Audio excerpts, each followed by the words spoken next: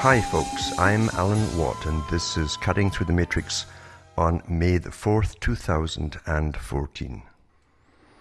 I never prepare talks because we shouldn't have to prepare talks. The whole idea of being yourself is that you can chat about things whenever you want to chat and let the spontaneity of things come to you, because that's where creativity lies, you see. When you're simply repeating stuff that's been put out there by the big boys for you to repeat, then you're not thinking for yourselves, are you?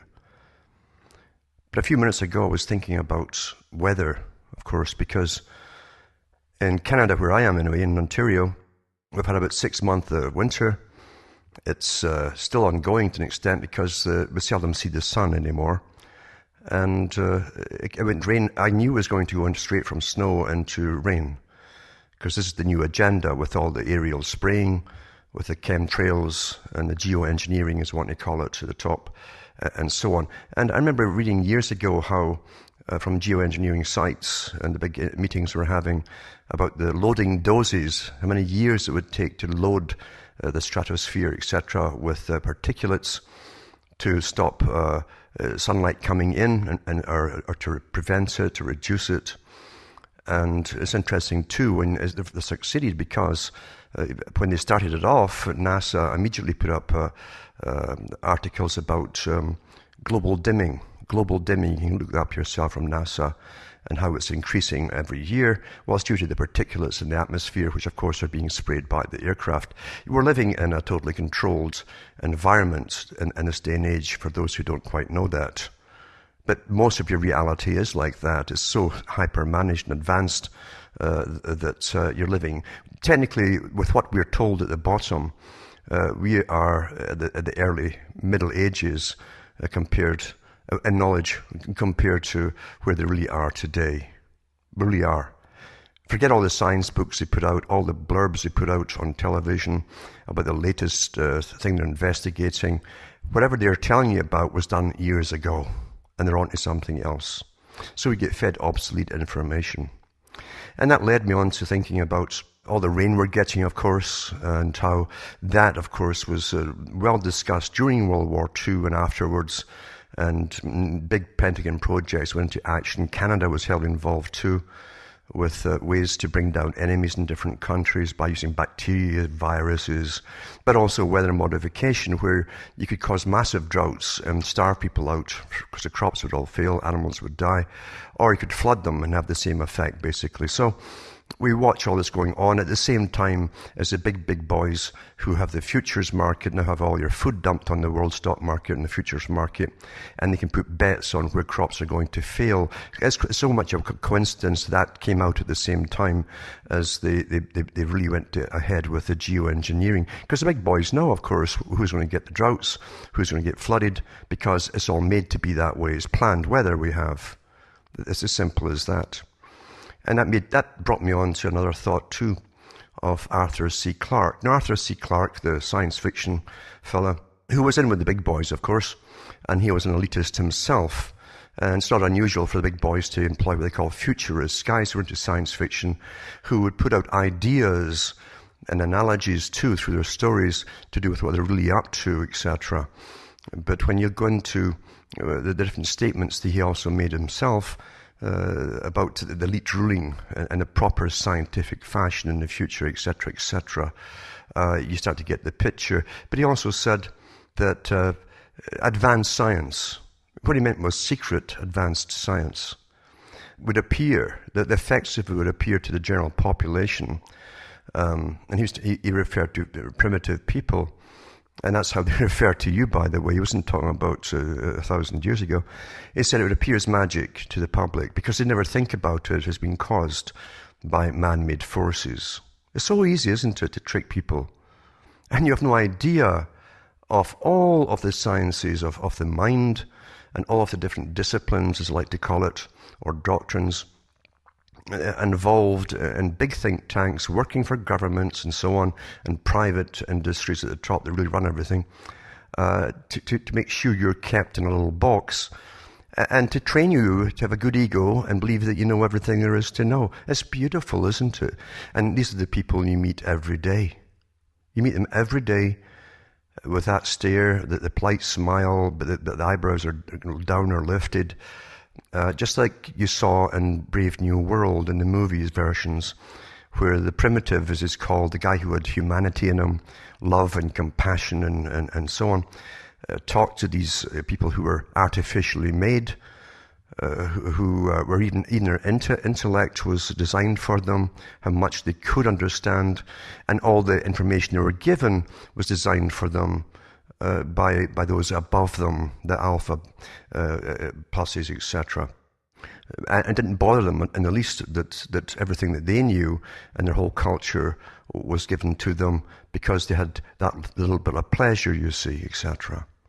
And they had the soma drugs, mainly again for the lower, because the division of labor went down the way, who was going to do all the dirty work, etc., and lots of soma and drugs. In other words, pharma to keep them happy. We're in that today for those who haven't figured it out. It's all been done.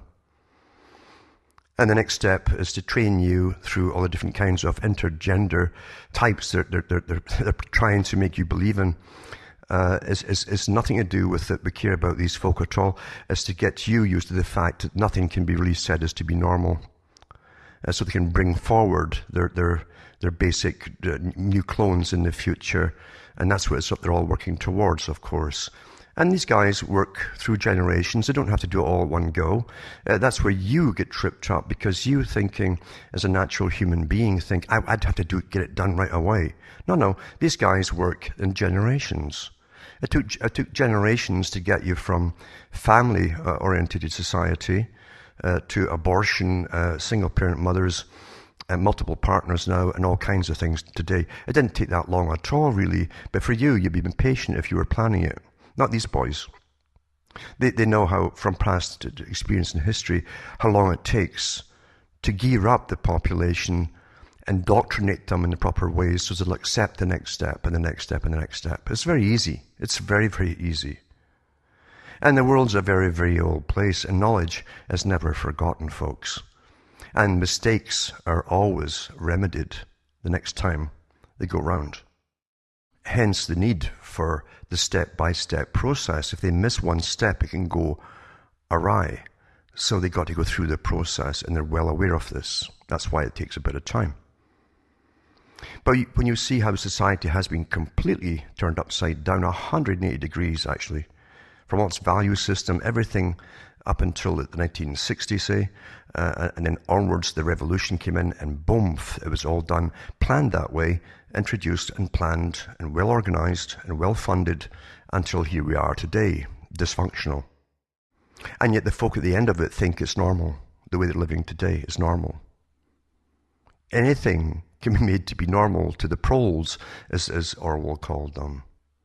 Given time, given the right indoctrination, given enough documentary specials with half the facts removed so you don't get the whole picture, to bring you to the desired conclusions.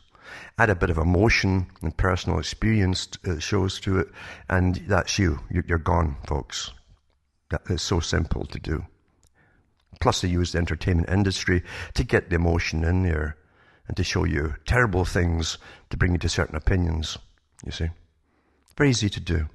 You can create guilt amongst everyone who's done nothing so easily by these techniques. And even your enemies who want to do you in can use these techniques against you and make you feel sorry for them as they're doing you in. It's fantastic.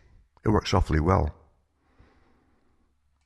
And that's why you have an authorized view of history, and you also get an authorized view of the present, where no one's trying to do you in, except maybe the latest enemy the government tells you that they have. At one time, it was suddenly the Arabs, according to Bush Jr., hated you. You hadn't a clue they did that, but he told you they hated you, you see.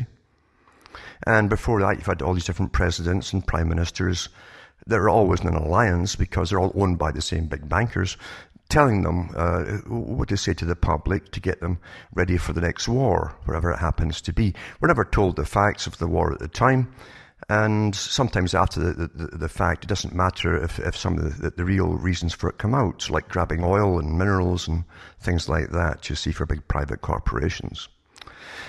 And it doesn't matter when the job's done. It really doesn't matter. That's just how the world is really run. But your present is given to you by a routine format, very simple format, with the same newscasters. They hang on to these anchor people for their whole life if they can, because that way, God knows how many millions of people have been brought up with one or two generations watching them from childhood. And Daddy wouldn't lie to you, would he?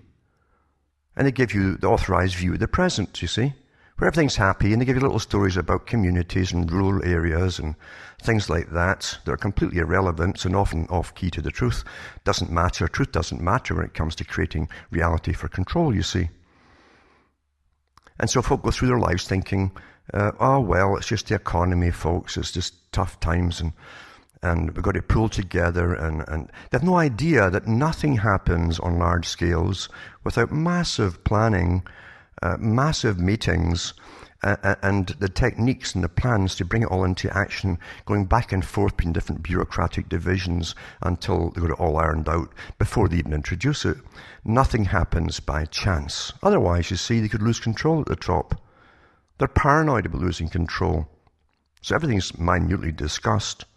Like the free trade thing, which ended up with NAFTA, and at the same time the World Trade Organization, all set up by the one institution, by the way, which is private, by the big foundations behind them, for the whole world, to regulate the world's economy, for their own sake, for those who own it all. And we were kept out of the picture completely. And back in the 80s, they knew that when they brought China in on the free trade deals, that they're going to give all the work to China. They're going to transfer all the factories abroad. They knew they were going to give you a service economy. And a service economy is like putting a dog in a swimming pool, and it can only paddle and paddle and paddle until it tires out and it can't get out and it drowns. Economists talked about this in the 70s in Britain, when they first mentioned, if we ever get into a really EU, a European integration system, if we ever, it was all planned that way right along, but if we ever get into it, we'll have a service economy. And they explained all this too. So there's nothing new under the sun. There's no news at all when it comes to why we're in the mess we're in. Because the producing countries are the ones who survive. You got to manufacture things. Everything else is a spin-off of manufacture, you see. Importing is not. That's just service. You buy it in, you pass it around, the middlemen get all the cash pretty well, not the manufacturer and so on, or even at the store sometimes. It's the middlemen that do it all, and they're all managed by the big banking boys themselves. They have big groups that mass purchase things and so on. And then the great government departments in their pocket to make sure that they have the rights to decide on the prices for imports and etc. and all this kind of stuff. It's all done above our heads. It's kept out the news because you're not supposed to worry about such lofty things. Now, for those who think they get really all the news there is because there's so many news stations, supposedly, but they all get the news from the same sources, two sources, across the whole planet now. So we have regulated authorized news, you see. And if you notice, all the news you're getting is pretty well some other foreign country, over yonder somewhere. That's very good because it just keeps you distracted from what's happening in your own backyard. They don't want you to know what's happening in your own backyard. In fact, if you notice, since the Leveson bill and inquiry and bill went through in Britain for Muslim journalists, and you had the Finkelstein one done in Australia at the same time. These are British Commonwealth countries, remember? Britain and the Commonwealth.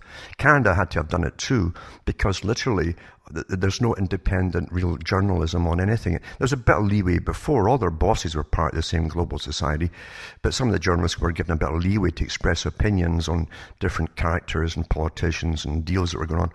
They can't do that anymore. That's why you're getting literally, it's like the old Soviet Union. It was all just dished out from the top. And we know that's how it really works in all the so-called first world countries now. It's dished out from the top, authorized, and mainly from stuff that is way across the sea somewhere that means sweet dick all to us. It means nothing to us. Nothing at all. Because we should be worried about what's happening here, folks, your own future, you see. It's all meant to distract you from your own future and from all the stores closing down across the US and Canada and everywhere else. They're all boarded up, going out of business or are out of business. and the economy is flat, absolutely flat. You get it from all kinds of sources. I do anyway, because so many folk get in touch with me. I get a good picture of what's happening across Britain, the whole of Britain, and the UK, Europe, Australia, Canada, the States, etc. Because I get all the stories coming in. And I can make my own mind up. And it's rather evident what's going on, of course. We are being brought down.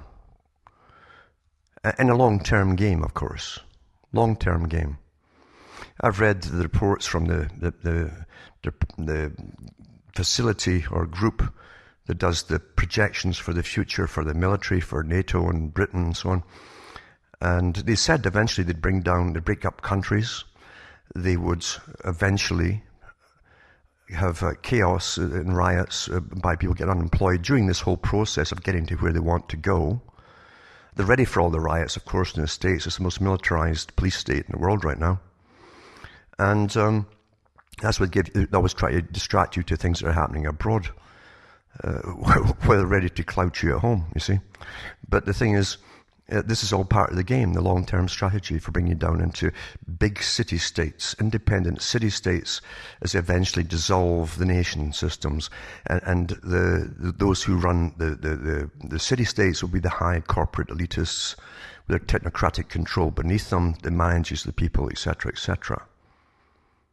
It's quite interesting. I'd love to get my hands on all the details, the nitty-gritties of it all, but they don't publish that for the general public. The stuff they do for the military, they don't publish it for the public, or even for the general troops for that matter. They're not supposed to know either. So you just get the general outlines of flash mobs and unemployment and riots, and how they must be contained as we go through all these long processes up to the year 2050, maybe beyond, etc., into the big city-states. And they won't tell you what's to happen to the ones that are not in the big city-states, the few that are left outstanding, in place of countries and nations. But in the meantime, of course, they've got other dominoes to knock down and resources to grab for the corporations around the world, and hence the wars that are going on. And that's why they're keep pushing you towards the Ukraine and Russia and all that stuff. Russia has the same guys running it as the States does, by the way. That's who runs Russia. The same big magnates that became multi-billionaires overnight when all the people's stock was handed over to them, remember? When the so-called walls went down and suddenly they were no longer communists, planned years in advance, of course, as to who was going to grab all the stock and became instant multimillionaires. Same across the Ukraine, by the way, the old Soviet bloc countries. The same handfuls of in-the-crowd people, the same bunch actually that are often related to each other, run all the stuff over there. So they're going to get to an agreement that their cousins that run the States, so that they can work out how this future's going to go, you see. It's already planned, but they must work out the nitty-gritty and who gets what and all the rest of it, etc. And meanwhile, they've been surrounding Russia since the Cold War supposedly ended, and they've been surrounding them with more and more missile bases across all these ex-Warsaw Pact countries, the ones that let them in. So naturally, if you were getting surrounded by all these missiles, you wouldn't be too happy yourselves. Never mind all the fomenting with the colour revolutions and the multi-millions the West is sending in to get riots started up, to demand things, etc., to suit the big corporate boys that pay all these rioters over there their big salaries. Because they are paid to do these riots, by the way. They're taught and trained and all the rest of it. But again, that's another story. But back home, if you notice, nothing's happening back home, supposedly. Back home, nope. Oh, they keep you pointing over there, the next war, the next threat, you see, to keep you terrified, so that once you shut your face, you see. Shut your face. And you listen to the leaders, lambasting these nasty countries over there somewhere. And that takes up your time, rather than say, what the hell is happening here? What's happening here? Apart from the stagnation of the economy, what's happening here? And where's it supposed to go from here? For us, you see. No one asks the pertinent questions. Because we're supposed to go down the tubes, you see. We're supposed to go down the tubes. It's not because the big boys are losing control. Don't ever believe that for a second. These boys have all the think tanks always planning their future to make sure they implement each stage of their future in control. Which can be completely vastly different for all you at the bottom in the next stage. But it's the same bunch running it all, coming through it, you see. Afterwards, same bunch. You have no idea how scientifically controlled we are. None at all. There's hardly an opinion in your head that has been given to you. Like the alphas and the betas and so on in Brave New World. There's hardly a thought that's been authorized for you to have. The thing is, you think it's your own opinion. And because you're stuck in this way of thinking, you see, this programmed linear way of thinking, deliberately so, it's a scientific technique, very simple to do and implement. You can't figure ways outside the box. And so what you do is you jump on the ones who are yapping about it, never questioning what they might be saying or why they're saying it, or who's maybe behind that. The whole idea that I go on about is try to get you to think for yourselves and ask the right questions for yourselves. That's what's important. You don't have to have folk agreeing with you. And it's not often even necessary to even say anything to anybody. You can tell, I could tell by going to a little group just listening to the chit-chat if it's anything worth saying at all to them. And if there isn't, I won't. Why get frustrated? Why get them frustrated? Because you are like the primitive and Brave New World talking to them. He's trying to tell them about humanity and life and love and all and beauty to people who are listening to them all awfully politely because they're so advanced, do you think, and they know it all. And he's a primitive, so it's a kind of quaint thing. You have a primitive telling you about love and beauty. I mean, well, they're promiscuous as ever, and so on, and they have different partners every night by law, and everything they know has been authorized by their superiors, and they're quite happy with this stuck, graded system from alphas all the way down. They're quite happy with it, you see. That's their normality. You can't tell them anything. You can't tell them anything. It's impossible to tell them, well, look at this another way. Any part of their system, it's impossible to get through them. And that's what you're experiencing with most people, you see. I keep telling people, I've done from the start, don't knock yourself out trying to persuade people who don't want to hear you. Most of them can't hear you. Their indoctrination is too perfect. They don't know it. The ones they knock around with their pals, well, the same opinions, exactly the same as theirs. And so they think they're normal. That's how you bounce off your ideas from folk to think you're normal. Do you think I'm normal? I believe in this and this. Oh, sure, yeah. And most of their talk is about TVs and shows and movies and the news that they're supposed to parrot, which they do. And therefore that's abnormal, you see. They never asked themselves what got them to this stage of what they believe is normalcy and why they accept it so readily. They think they're evolving, you see. Society's just evolving. It's like a willy-nilly thing. It just happens that way. Believe you me, if it was outside the realms of planning by the elites, it would never get off the ground. Anything that's happened for change was authorized and pushed from the top. No matter what pressure groups you thought at the bottom were pushing it, they were all paid by the big foundations. The front groups that employ thousands of armies of NGOs to push for the changes that are desired by those at the top. But the trick is to make you believe it's all your changes. Well, yeah, we won that, yeah. But there's other little truisms to do with humanity that you don't know. It isn't just indoctrination. The big think tanks that have been on the go all through the 20th century and before that too, by the way, studying all of us and going over all of history and bringing up the top professors to talk to the world meetings and so on, to find out how we ticked in the past, do we change? And of course, Plato said it too, formula. It's all formula. Whatever worked in the past, if you bring it in the proper sequence and formula that was introduced before, will work on the general population again. You see? And it does. It does. And it'll work on any culture. It's another thing too they found out in the 1800s. At one time, even the revolutionary forces of, say, Freemasonry, like the Scottish Rite of Freemasonry, which wasn't Scottish at all. But Albert Pike said it too. He said we used to gear our propaganda information. We used to gear it for male, one for male and one for the female. He said we found that the female wants, needs and desires, fantasies, etc. are the same in all cultures. And so what worked for the West will work for them all across the world. You see that happening today. We've been so minutely studied. So minutely. That's why Bernays said it too. He says we can make the changes through the female. She's the quickest one to listen to experts and change her behavior according to the experts. And that's why they aim 90% of the magazines from all through the 20th century at women, you see. Expert says blah, blah, blah. And there they go. So minutely studied. Of course, they know all about men as well.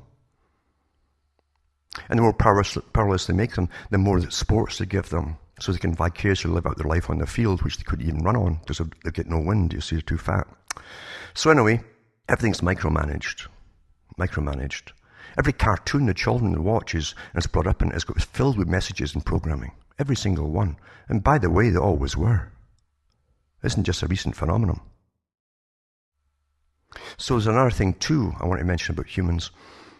It isn't just that they can't understand you people. It isn't just that they don't want to understand you or hear you. You understand they do get upset when you're bursting their bubble. You're kind of getting to the stage of bursting their bubble, and they can turn on you viciously when the fantasies that they want to believe in, it keeps them what they think is sin. If you're going to pop that fantasy, they'll turn on you viciously too. So be awfully careful about what you do.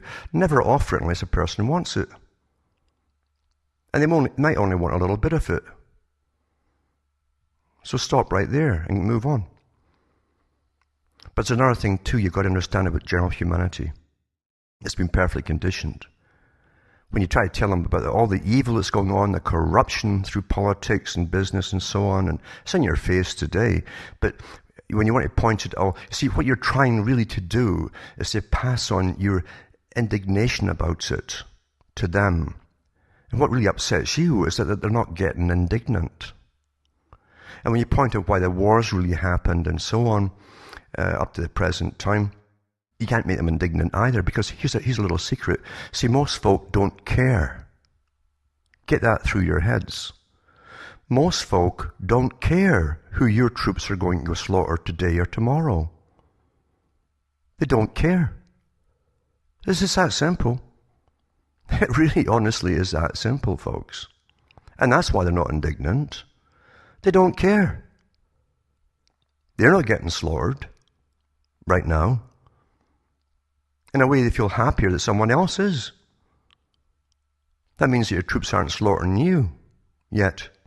So stop thinking you just change the world by throwing the information out there and having people respond to it. That's the first thing that people who think they're just, I hate this term, waking up. It's like born again. I was born on 9/11, they'll say. I say, what do you mean you were born on 9/11? Reborn. Like a born again experience. That's reacting to things that might affect you. That's reaction. That's what that is. Most folk don't start to think about things till it affects them personally through their pocket unemployment or something like that. The rest go on as you. They don't care. They don't want to know. Don't tell me that. They want to be happy. They have been trained to be egocentric. They've been taught, as all the experts said in the 40s and 50s at the big think tanks, they train them through the schools, through the culture industry and so on, to be narcissistic and egocentric, and that they'll shun pain, all kind of pain, mental pain, whatever. Unpleasantness is pain, you see, and they'll seek pleasure. And that's what they do, most of them. And when they're doing that, they're kept in an infantile stage. In fact, they're taught to always try to be happy. Like happy, being happy, perpetually happy is a normal thing, which it is not, by the way.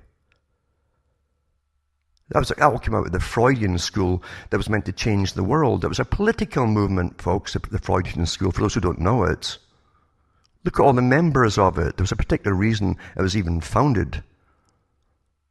They brought forth the whole idea as well. You work in a system, you crack down under the pressure in the system, which is crazy. You're doing some kind of rotten work you hate. You're stuck in it.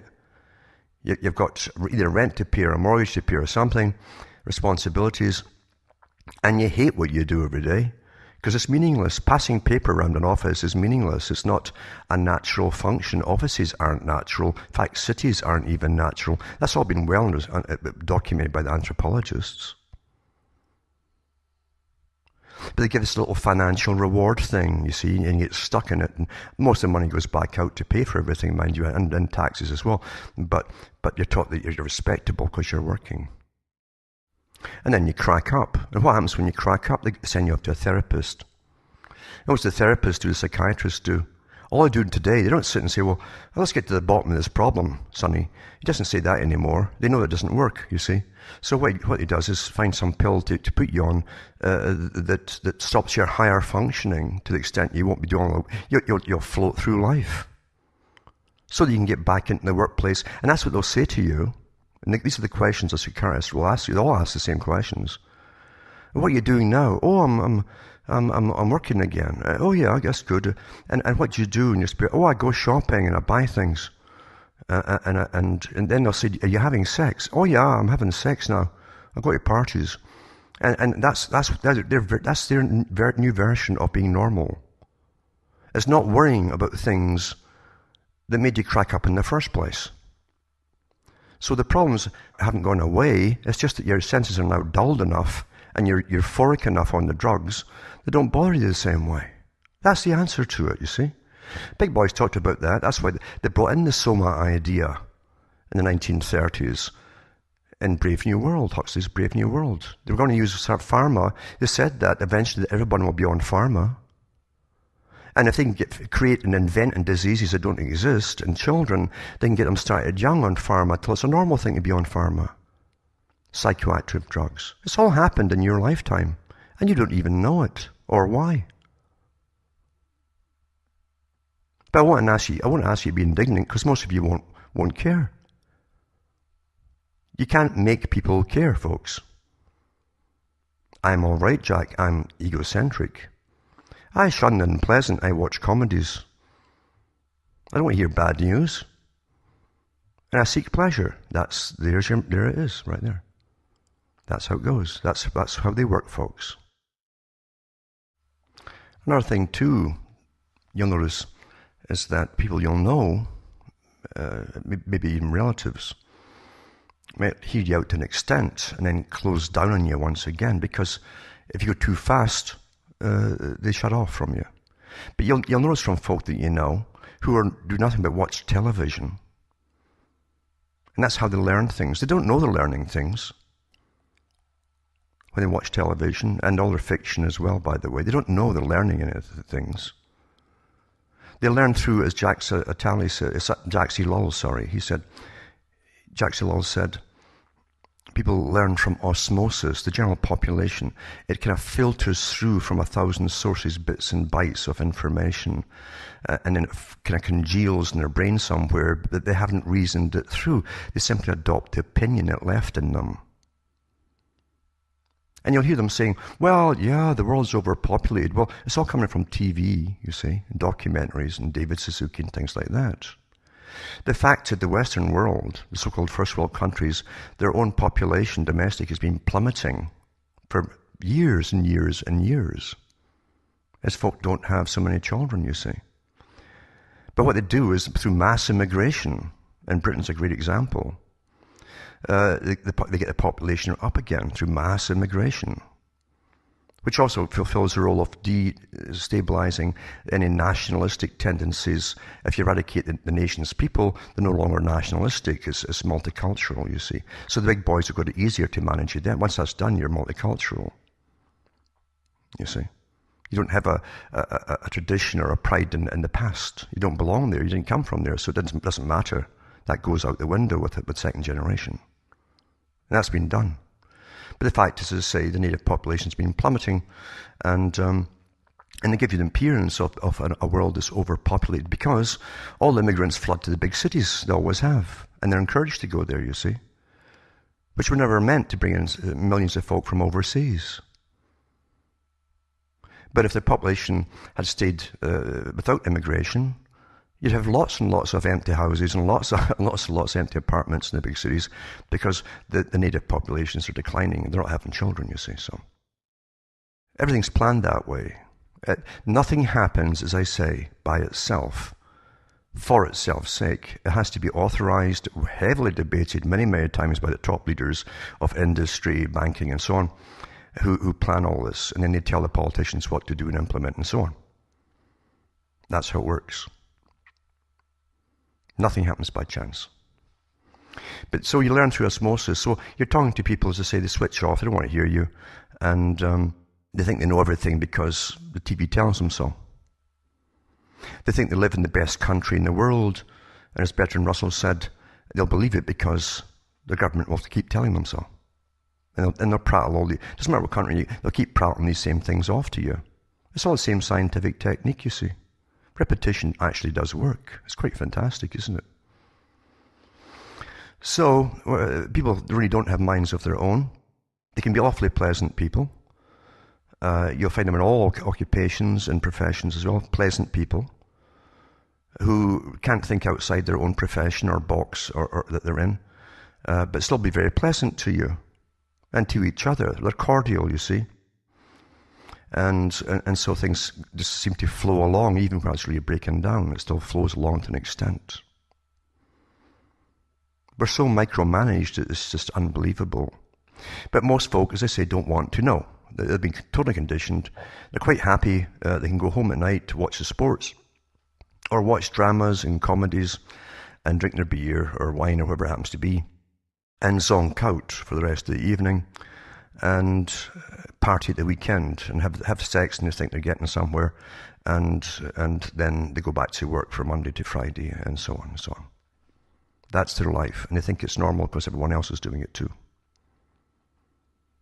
But don't try and upset their little bubble because you'll get signs. They give you signs they don't want it burst, and they will become vehement towards you at the threat of you even scratching their bubble and bursting it. They really don't care. Most folk don't care, folks. That's as simple as that. And I've done all the studies on these things too. Lots and lots, thousands of studies, ongoing, about situations in psychology, how people behave in this situation, that situation, all these situations, over and over and over again, ad nauseum. And most folk simply don't care, as long as nothing happens to them. And as long as they have their little bubble, their little circle they can walk around in, and if they're friends they can call, and their sock puppets they can chat with on the internet, and things like that, that's their fantasy. That's their fantasy. When you tell them that most of their friends don't exist, they're actually sock puppets by computers run by military and Pentagon and so on, it doesn't faze them either. It doesn't faze them at all. They don't care. And that's why many, many different levels that George Orwell said the pros don't count. He had so much in that book of his, 1984, the title he wanted to put out was called The Last Man. I mean, the last sentient man that could think and question. But it was his publisher that wanted to call it 1984 because he was going to publish it in 1948. Just change the numbers. But so many levels, Orwell was telling you things. So many different levels. But the pros don't count, meaning that the pros never have political power. Don't ever fall for all the left-wing nonsense, because everyone who leads the left-wing and all the left-wing organizations are paid and put in by the big foundations, the biggest multi-billionaires and trillionaires in the world. That's who puts them in and runs them. So the pros don't count. They're powerless. It's all about power. And at the very top of the pyramid, money is power. Don't ever forget that. And the ability to make and dispense money and decide how much is worth today or tomorrow is incredible power. And then that's where everything else falls into line underneath that. Because they all use money. That's how the world really is. But as I say, Orwell tried to tell about the proles. The proles don't count. He has that through the book in different places and in the movies versions as well. Proles don't count. The proles in 1984 were flooded with entertainment. Their music was all written by machines. If you listen to the music today, folks, as they brought you down this level, down in the rap until you don't even need musical instruments anymore, and then to where it is today, electronics. You can buy the programs, you don't even need to make melodies up, and so on. And machines and so on even turned out the porno industry, because they must get porno into big time to keep them rutting like rabbits. If they're rutting like rabbits, they think they're winning. Their egos are involved. Oh, he chose me that night because he really likes me, I'm better than the rest. And vice versa, you see. Such a simple predatory behavior that's pushed to the maximum. So your basic instincts are used against you, and you don't even know they're being used against you because you think you're winning. It's all psychology. That's the biggest war of all. It's a war for your mind, folks. That's where it all comes down to, the war for your mind. And you all think you've got them. You think your mind is your own. And you'll have strong opinions about things you have never investigated. Amazing, isn't it?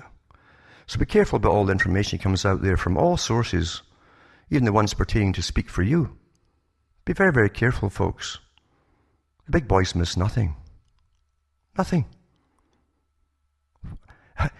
You're dealing with the most meticulous, power-hungry freaks in the world who miss nothing. They're paranoid about missing things.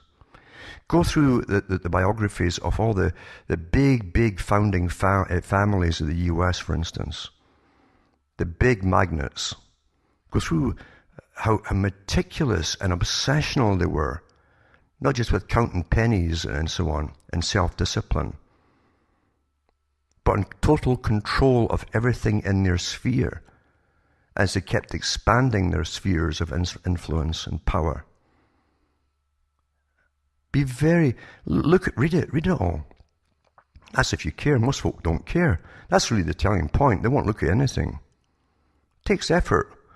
Effort comes when something's motivating you. They used to call it the spirit. It motivates you to look for it. And remember, too, everyone today has been taught to think in bits and bytes. Give me a quick answer. You hear that all the time. Give me a quick answer. I've been on many radio shows, and I understand how people's minds think, and ordinary, decent folk, and how they think, and so on. But you'll often get asked questions that will sound simplistic. And because they've been trained with talk radio all their lives, across the world, it's all the same format, talk radio, that they'll ask things not knowing they're asking something that's really profound, which would take a longer answer, and sometimes an education, to get them to a level to give them the proper answer that they then could understand.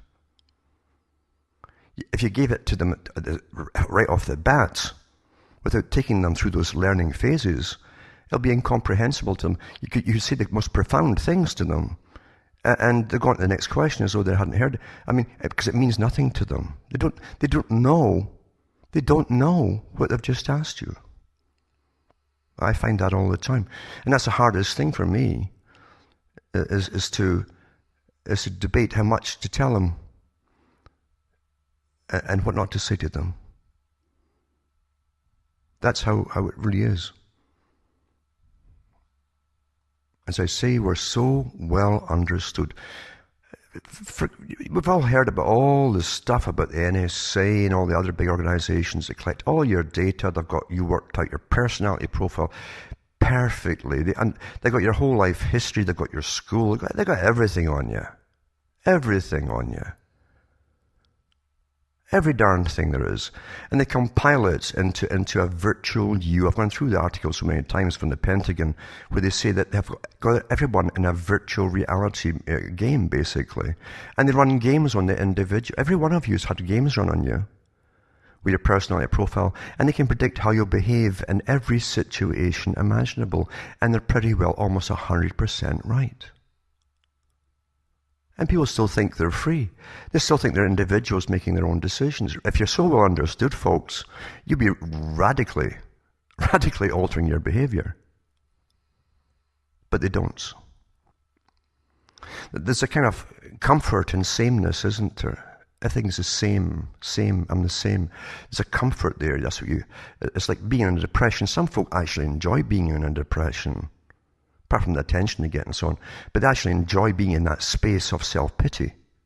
It becomes addictive, and I really mean that. It can become addictive to them to be in self-pity. And it's familiar. The more it happens, the more it's familiar to them. And they can go into the little world of self-pity and depression, abject depression, and get pills or whatever. But there's much more to what happens to people than you think or are being told as to why, all the whys of things. As I say, the war is on your mind because someone else wants to control it. If you're not in charge of it, somebody else will be. And the biggest temptation people have today is to follow some camp or another, because you see, that's how humans are. So well studied. From the present to the ancient. What camp are you in? What do you believe? Well, I'm a follower of so-and-so. Then they'll parrot off to you everything that their leader says. Which means that leader's led all their way of thinking right along the way, you see. Not themselves. They parrot it all. In ancient times, and all down through history, you always had hermits. There was even hermits in ancient Egypt, hung around out in the outskirts, who didn't want to fall into this camp or that camp or whatever, you see, or one of the priesthoods or that priesthood and whatever it happens to be. And these are the few folk that thought for themselves. They'd had enough, and off they went. In those days, it wasn't so bad because they didn't have aerial drones photographing everywhere you went. You can get lost. When folk came to the early Americas, they could get lost as well. When they brought civilization in and lawyers and churches and came the townsfolk, let's start organizing. Next thing you know, you've got a marshal and then you get a census department. Before that, you can get lost. Go into the bush and get lost. You live the rest of your life if you wanted to and see nobody ever again. If you wanted to. Now you've got passports and blah, blah, blah across the whole planet. Total observation. In a totally observed society, international, global, everyone must be predictable for power to maintain itself. Everybody. That means every little amoeba there is. That's all of us, folks. So in ancient times, as I say, in Middle Ages, folk would go off, and sometimes we would come and chat to them. You find that in India, for instance, some guy in a cave somewhere, in Greece as well, ancient Greece. And they'd ask some questions, because sometimes what these guys would say was kind of profound, because it was outside the box. They were thinking for themselves. They weren't getting here's the news for the masses today, here's what they're going to prattle and regurgitate. So they'd ask them questions, and it was kind of fascinating. So sometimes they'd bring them food and things, and that kept them alive. And if it got too much for the hermit, he'd move on somewhere else and try to get lost for a while again. Peace of mind. What some folk would give today to get peace of mind and that kind of privacy. Hey, you can't get it now, can you? Rules, regulations, and red tape and all the rest of it. But that's what hermits did. But the first thing people would ask them is, what do you believe in? What camp are you in? What camp? This one or that one? And the hermit would, if he was very wise, which most of them were, of course, because it survived. If not, the mob would kill them. But they'd say, so they'd be very diplomatic in their answers to the mob. You don't want to offend anybody who's already in a camp, you see. That's how the mob reacts. They get rather nasty. If you were to especially if you burst their bubble, But very few folk want that. In fact, I remember, many years ago when I was reading a book on Canada, and it was to do with, I think it was one of the Inuits, or the Eskimos as they're popularly called by the world, up in the north of Canada, who needed an operation. in the hospital. So they flew him down to Toronto, and they had to sedate the guy the whole time he was in Toronto in the hospital, because this guy was brought up in a bare tundra of snow and ice for a good part of the year. Pretty treeless as well, no trees. And suddenly he's in a city where everything is incredible noise. Not only noise from the people and the honking of cars and sirens and all the rest, and traffic, but also the noise that folk had on through radios and everything. Because his world was one of quietness, and the only voices you hear were for other people who would come up and chat to you, or the wind coming across the snow and so on, or the occasional animal. That was his normalcy. That's how he thought and felt happy. That's where he felt happy in his own environments. Trees, they took him to see the trees, some forest, freaked him out. Completely freaked him out because he felt utterly claustrophobic. He wasn't used to trees where he came from. He knew they weren't going to do him any harm, these trees, but it just freaked him out. It was outside his ken, his realm of knowing and understanding, you see. Freaked him out. You find the sociological studies have done over and over and over again with different peoples, and believe you me, every nation, every people in the world has been well understood. And that's how often the enemies of other folk do, is study. And sometimes we all have even one enemy. But you find that the Chinese are happiest when they're rubbing shoulders in the streets. They like crowds. They feel uncomfortable away from that. Away from that as the abnormal to them. The solitude thing is abnormal. So they prefer being amongst themselves. It's interesting just to go through all the different studies being done on different people over and over and over again. Any change in cultures, the controllers want to know. Because it has to be authorized by them or it doesn't happen at all. But it's the same with people with information. In the first world countries, we've been overdosed since birth with information. Information isn't truth, folks. It's just information. It's data. It can be lies. It can be complete fiction. In fact, most of our folks actually, their lives are spent more in fiction than reality. And even the fiction is weaponized with all its PC updates and so on, and things, it's terrible that happened to that person. Why did it bash that person up and all that? And you're getting your little guilt trips given on you that you've never even participated in, but you take it nonetheless. It's done scientifically. It's perfect, actually. They've even done surveys. Always do surveys after these series are out where they put all the PC updates in it to see how it's affecting people. Has it worked properly on them? Are their opinions changing?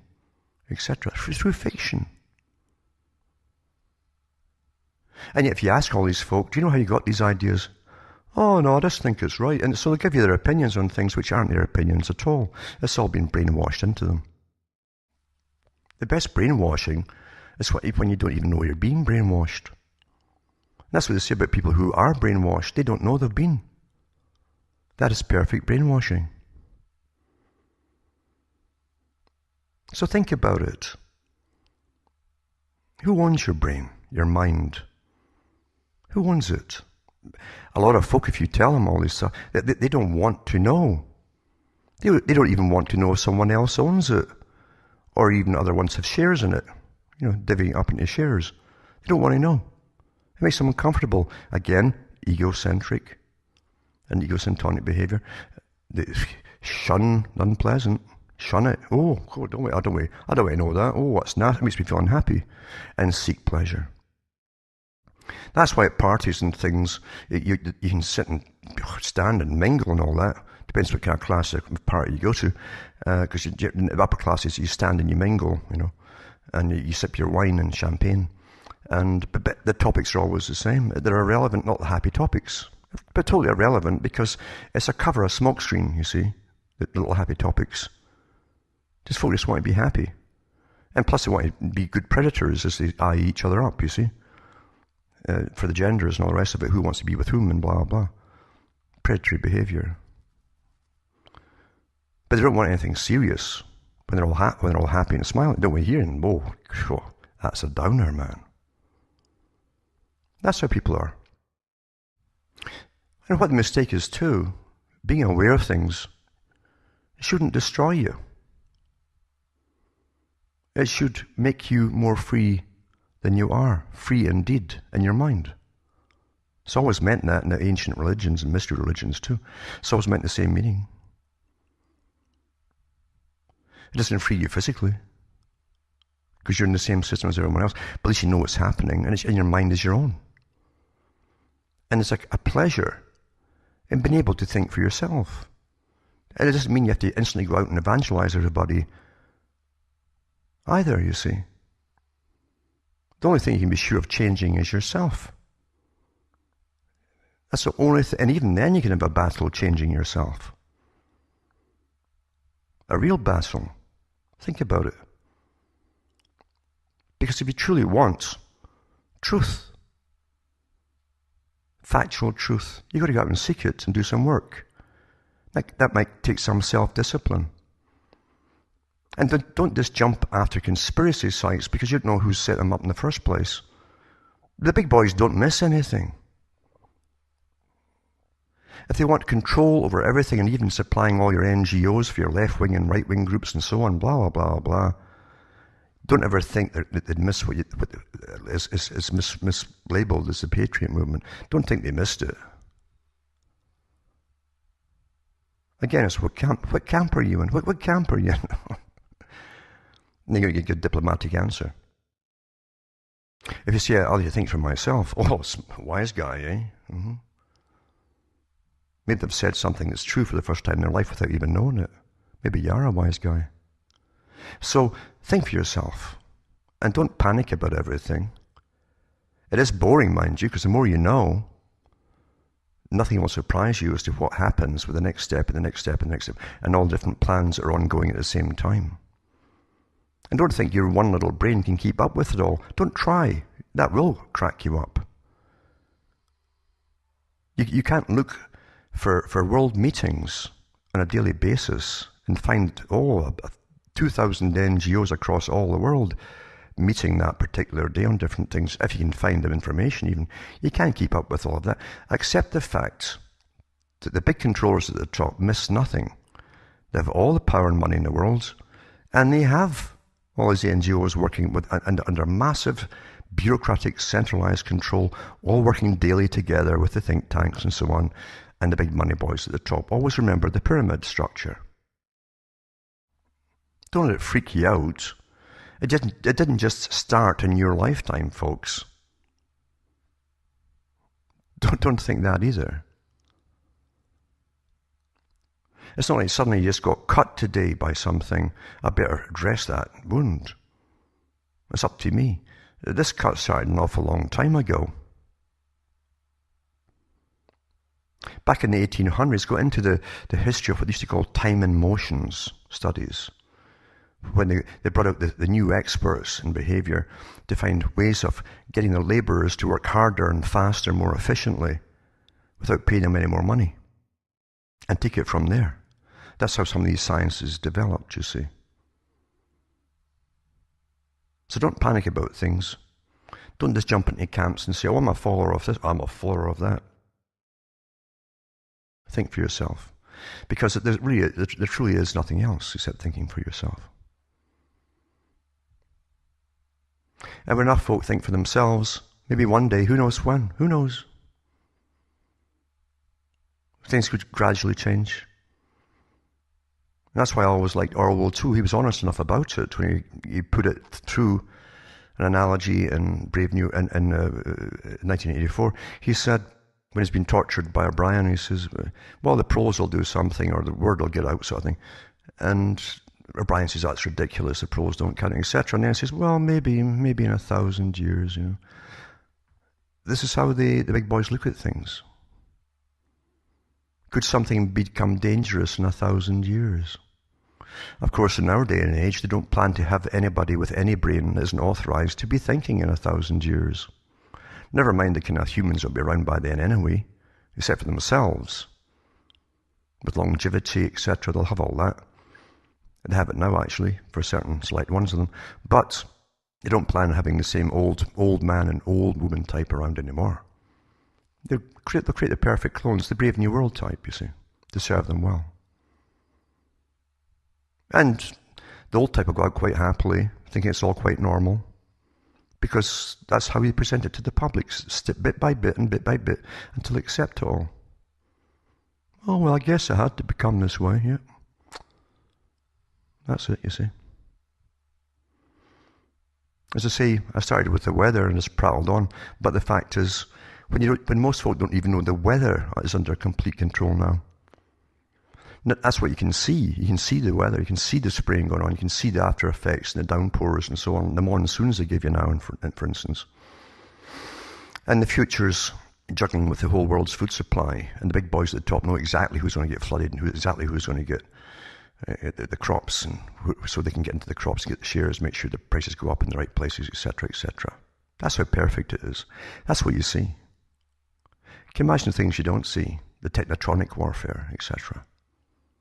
It's happening to you all the time. Remember what Brzezinski said? Eventually this could go across whole continents and control the minds of the people. You think it isn't happening too? Just look at the amount of sleeplessness there is now. Insomnia is just booming. Why? Well, we've known from all the studies that have been done that even Wi-Fi, for instance, upsets your sleeping patterns, etc., etc., etc. The smart meters do it too. They all know this at the top. You think just putting it in because it's more convenient for them? Don't be silly. When the big boys write about bringing in technotronic warfare upon the whole populations of everyone's nation, bathing whole continents in it, they mean it. They mean it, folks. If they mean it, they do it. Government can only exist by keeping what they do at the public secret. Otherwise, the public would have to really do something about it. And they know that. They've always known that.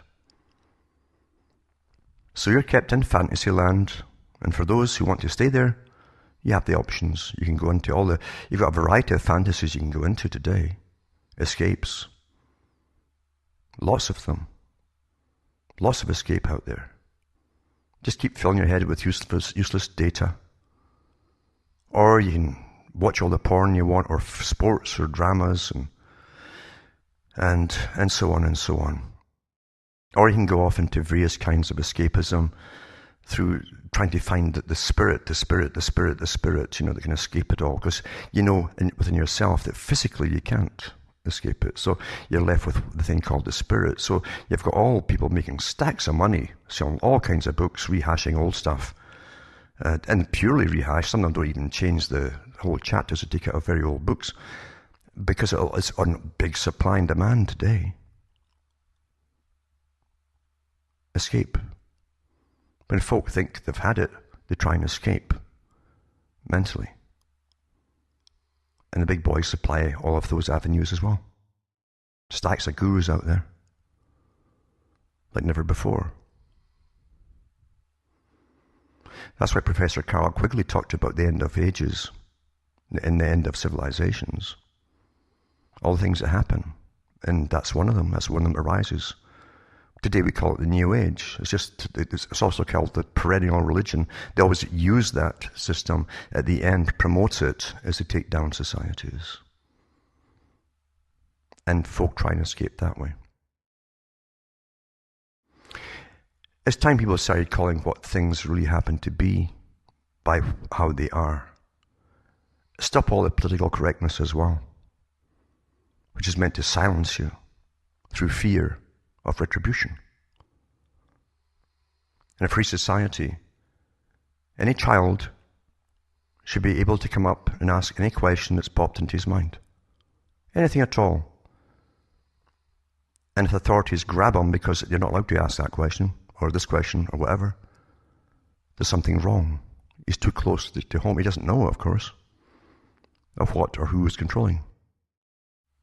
So that's the first step in controlling society, is to stop them of changing anything is to stop you from being able to even ask questions, because it's politically incorrect by law. Look at Girfec in Scotland. They've got the same systems going across the world now. Mandated child advocates supplied by government to monitor every child throughout their childhood from the age of a couple of months onwards. What do you think of this, Johnny? Well, I better put you in for reconditioning, Johnny. We can't have you starting to ask the questions on that particular topic, or this particular topic, or this other one over here. Whatever it happens to be, you see, you have to get readjusted. To be uniform, the uniform society, the authorized citizen of the future. That way you're easier to manage. And governments certainly do like things to be easy for themselves. From Hamish Marcella from Ontario, Canada, it's good night. May your God or your gods go with you. Too, with ways to bring down enemies in different countries by using bacteria, viruses, but also weather modification, where you could cause massive droughts and starve people out because the crops would all fail, animals would die, or you could flood them and have the same effect, basically. So we watch all this going on at the same time as the big boys who have the futures market now have all your food dumped on the world stock market and the futures market, and they can put bets on where crops are going to fail. It's so much of a coincidence that came out at the same time as they really went ahead with the geoengineering, because the big boys know, of course, who's going to get the droughts, who's going to get flooded, because it's all made to be that way. It's planned weather we have. It's as simple as that. And that brought me on to another thought too, of Arthur C. Clarke. Now, Arthur C. Clarke, the science fiction fella, who was in with the big boys, of course, and he was an elitist himself. And it's not unusual for the big boys to employ what they call futurists, guys who are into science fiction, who would put out ideas and analogies too through their stories to do with what they're really up to, etc. But when you go into the different statements that he also made himself, about the elite ruling in a proper scientific fashion in the future, etc. Hi folks, I'm Alan Watt, and this is Cutting Through the Matrix on May the 4th, 2014. I never prepare talks because we shouldn't have to prepare talks. The whole idea of being yourself is that you can chat about things whenever you want to chat, and let the spontaneity of things come to you, because that's where creativity lies, you see. When you're simply repeating stuff that's been put out there by the big boys for you to repeat, then you're not thinking for yourselves, are you? But a few minutes ago I was thinking about weather, of course, because in Canada, where I am anyway, in Ontario, we've had about 6 months of winter. It's still ongoing to an extent because we seldom see the sun anymore.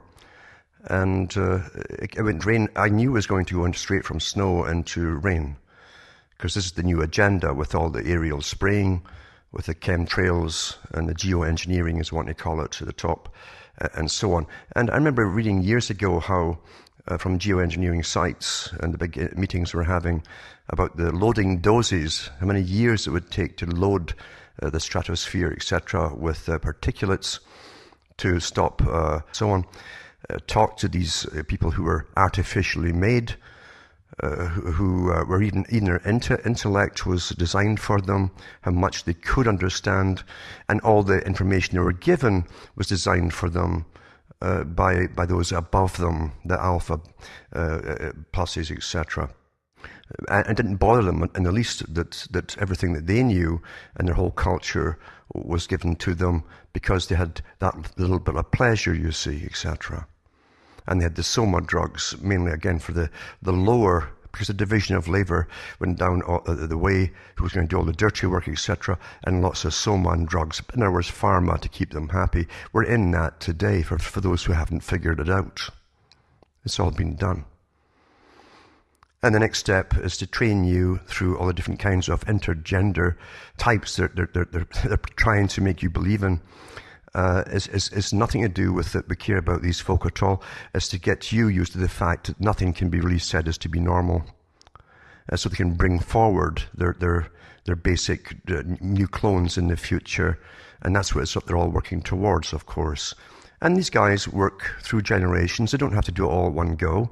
That's where you, sunlight coming in, or to prevent it, to reduce it.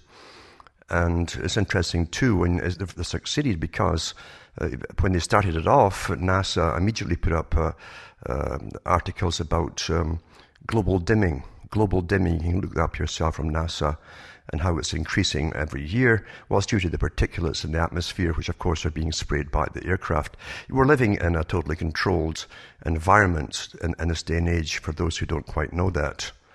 But most of your reality is like that. It's so hyper-managed and advanced that you're living. Technically, with what we're told at the bottom, we are at the early Middle Ages in knowledge compared to where they really are today. Really are. Forget all the science books they put out, all the blurbs they put out on television about the latest thing they're investigating. Whatever they're telling you about was done years ago, and they're on to something else. So we get fed obsolete information. And that led me on to thinking about all the rain we're getting, of course, and how that, of course, was well discussed during World War II and afterwards. And big Pentagon projects went into action. Canada was held involved, etc. You start to get the picture. But he also said that advanced science, what he meant was secret advanced science, would appear, that the effects of it would appear to the general population. And he referred to primitive people, and that's how they refer to you, by the way. He wasn't talking about 1,000 years ago. He said it would appear as magic to the public because they never think about it as being caused by man-made forces. It's so easy, isn't it, to trick people? And you have no idea of all of the sciences of the mind and all of the different disciplines, as I like to call it, or doctrines, involved in big think tanks, working for governments and so on, and private industries at the top that really run everything, to make sure you're kept in a little box, and to train you to have a good ego and believe that you know everything there is to know. It's beautiful, isn't it? And these are the people you meet every day. You meet them every day with that stare, the polite smile, but the eyebrows are down or lifted. Just like you saw in Brave New World in the movies versions, where the primitive, as it's called, the guy who had humanity in him, love and compassion and